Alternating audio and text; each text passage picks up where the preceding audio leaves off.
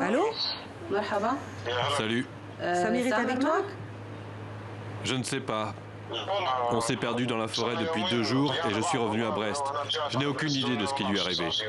Hamdia est syrienne. Depuis des jours, elle est pendue au téléphone pour avoir des nouvelles de sa sœur et ses 2 cousins, coincés à la frontière entre la Biélorussie et la Pologne.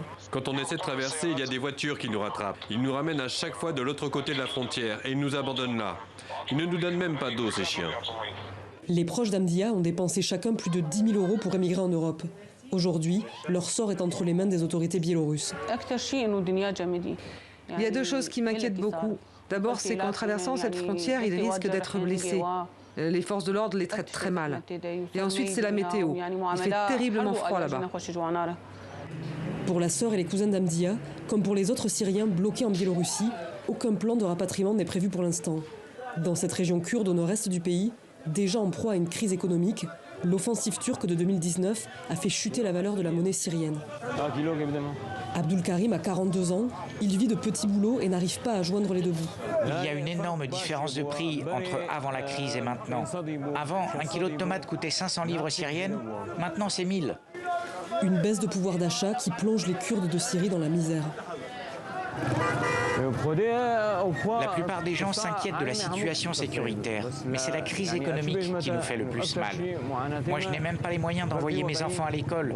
Je ne peux pas me le permettre. On a à peine de quoi manger. Si je pouvais partir aujourd'hui, je partirais.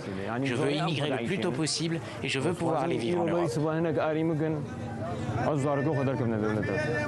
Bien que des milliers de Kurdes de Syrie soient bloqués en Biélorussie, il serait encore plus de 4000 ici à attendre leur tour après avoir obtenu un visa. Selon cet attaché aux affaires sociales de la ville de Kamishli, les jeunes sont les premiers sur la liste. Ceux qui décident de partir sont des jeunes pour la plupart. Ils représentent le pourcentage le plus élevé des candidats à l'émigration. Cela a des conséquences sur l'activité économique et les recrutements de l'armée aussi.